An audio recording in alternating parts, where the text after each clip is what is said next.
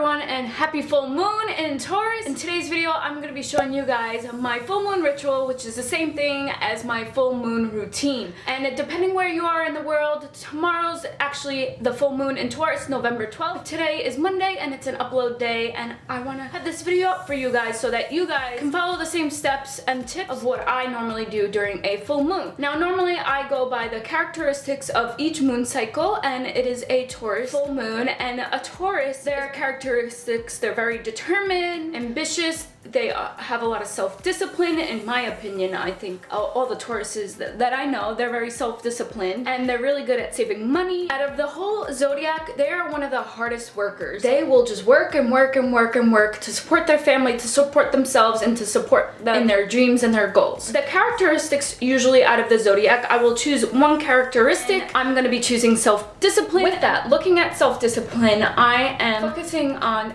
two things. So my focus is to set more intentions throughout my day and what I'm doing and stuff, so that I can attract more things in my life, more positive, and just manifest things here in Japan, because I'm completely new here. I don't really have any friends or anything like that. So one of the things that I'll be focusing on is setting intentions throughout the day, and the second thing that I'm going to be working on is my routine, and just making my routine more healthier and just creating more habits. For that reason, definitely hit that subscribe button to see future videos this week, because self-discipline is going to be the theme for this whole week. I upload Monday, Wednesday, and Friday, and hit that like button so I know that you like these kinds of videos as well. This full moon is a full moon of values and regenerating, just focusing on your values and what values you want to stick to and what values aren't working for you, regenerating new habits. It's a regenerating moon, so let me know if that resonates with you down below as well. Sometimes a full moon's gonna resonate with you and sometimes it's not. Now, to make this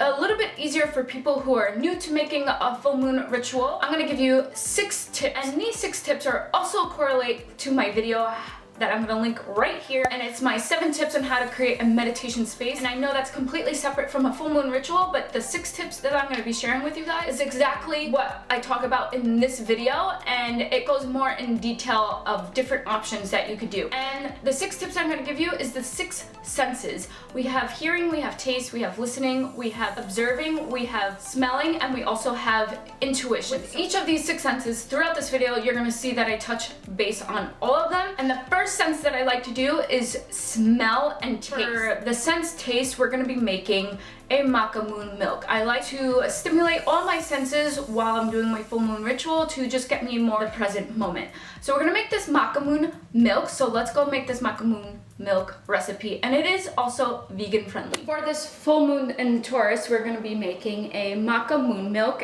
and basically what moon milk means, either using Chinese herbs or Ayurvedic herbs, and a lot of these herbs are adaptogens. So maca is an adaptogen, and an adaptogen is simply just a herb that is going to help with any stressors that your body is accumulating. Now, the first step we're going to be using is a 1/2 cup of coconut milk, and you might have to use like a little bit of almond milk or nut-based milk that you want to use, or not nut-based, because it's not. This coconut milk is not as liquidy. You're gonna add a tablespoon of maca, 1/2 teaspoon of turmeric. Now, maca is really good for a hormone balance. It's really good for fertility. So if you're looking to get pregnant, definitely use this in the drink. But if you're not looking to get pregnant, be very careful using the maca powder. Maca is really good for people who have PCOS, a lot of different like menstrual stuff. I'll be using a 1/2 teaspoon of turmeric. Turmeric is an anti-inflammatory. It's actually perfect for me right now because I do have joint pain, and turmeric is really good for that. Then we're gonna use cacao powder. I have my cacao powder from Chocolate Tree from Sedona, Arizona, which is a vegan restaurant. And for the cacao powder, we are using a 1.5 tablespoons, and this is really rich in your minerals, and it's a really good form of flip to intake. Teaspoon of vanilla, which is going to be really rich in flavor for this recipe. We're going to add a pinch, a very little bit of pepper. I don't like pepper normally, but the pepper is going to really help the turmeric in this recipe. And then I'm going to add some cinnamon. It's a pinch of cinnamon, but I like cinnamon. Cinnamon's really good for circulating things inside your body. It's really good if you're having issues with your menstrual cycle, If your flow is too heavy, use cinnamon and green tea. In a drink, I usually put cinnamon stick and then I use decaf green tea because I don't want to have the caffeine in it, and drink that every day. It should help making your period a lot lighter, or at least like normalize it, because cinnamon circulates the blood. Next up, we're gonna use some maple syrup. Up to you how sweet you want it. I'm gonna do a little less than a tablespoon. There is no right measurement for this recipe. Just do it the way that you think is best. And then I'm gonna add some milk to this. I'm just using silk almond milk, and then we're gonna mix that up. So if you want this drink to be warm, you could just heat it up in the microwave or boil it over water. Up to you. I'm just mixing it, and then I'm gonna put it for later on because I usually do my full moon ritual at nighttime. I'm just doing it for the purpose of the daylight to do this video in the morning. I'm gonna pop this in the fridge and drink it for later on. That I like to do as part of my ritual is scent. Now I'm going to be using my moon incense that I bought at a crystal shop back in Arizona, and then I use a incense holder, and that is what I'm also going to be using as my scent. Meditation is where we use the scents here, and I use Insight Timer, and I use whatever full moon meditation that I have on there. I usually stick to the same one, but I just use that during the full moon. I like to have like a 15-minute meditation, just so that I'm not doing a meditation for so long. It just depends on what mood I am in. As well as touch, I also like to use my DIY moon journal.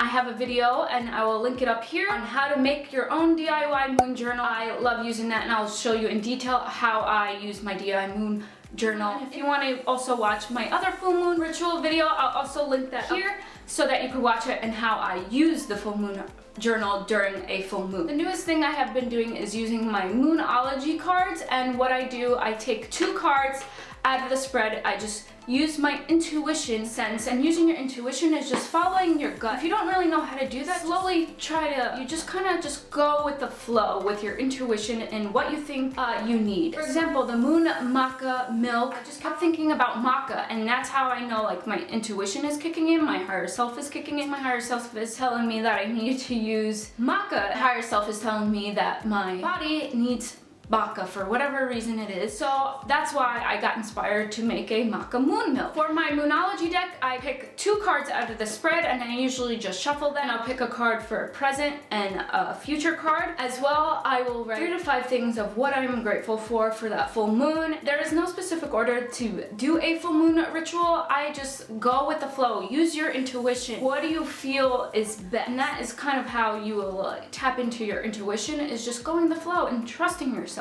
I also like to fill up a mason jar with purified water, and purified water is just water that I use that is filtered and clean. I put the lid on it, and I put it outside somewhere on my balcony so that it can invoke the moon energy of that night. And what I like to do, I put it by my bathroom, and I'll sip it for every day. About a couple sips every day for that 2-week cycle of that moon. And it's just a way to just cleanse yourself and setting that intention that you're putting in moon energy water into your body. And I also like to put my crystals out. Now, I normally choose what crystals that I will work with during my meditation. For this full moon, I chose my quartz crystal, kunzanite, and as well Lumeria. I think that's how you say it. I'll show you the crystals right now. This is my quartz crystal, and it's a point. As well, these are my Lumeria crystals and kunzite crystal. Kunzite is like very, very spiritual, high frequency crystal, and the Lumeria's crystals, it's kind of like, if you've ever heard of the Kasha record, it's really ancient and like a hidden passageway. There's a lot of meaning behind this, but I'm not going to go in super detail because I could do that in a different video. With touch, I will take a nice full moon bath, which I did last night, and I added bentonite clay and Epsom salt to really help detox and ground myself and just to cleanse my body. And then I had my crystals, and I had my Purify candle. This Purify candle I actually got from one of my Nayama soul boxes, and I use it for the full moon. I just really like it. I like that it's white. White means pure. Let me know your thoughts, and let me know if you're doing a full moon ritual tonight. You could either do the full moon ritual the day before, the day after, or the day of the full moon. You typically want to do it the day of the full moon because that's when the full moon is obviously the strongest. longest, but you still have an option to do it the day before, like I'm doing, and the day after. And or you could do it all 3 days or 2 days. It's up to you. There's no certain rules of how to do a full moon ritual, but let me know your thoughts down below in the comments, and if you're enjoying your full moon tonight, and tell me what different things you do during your full moon ritual, or if you enjoyed this kind of video. Make sure you subscribe down below to support my channel and to support me and to making more videos. And it's as easy as clicking this little mandala that I have in the corner that has my name on it. Like this video if you want to see more videos like this. I hope you guys enjoyed this video, and I'll see you guys in my next video. Namaste. The light in me honors the light in you.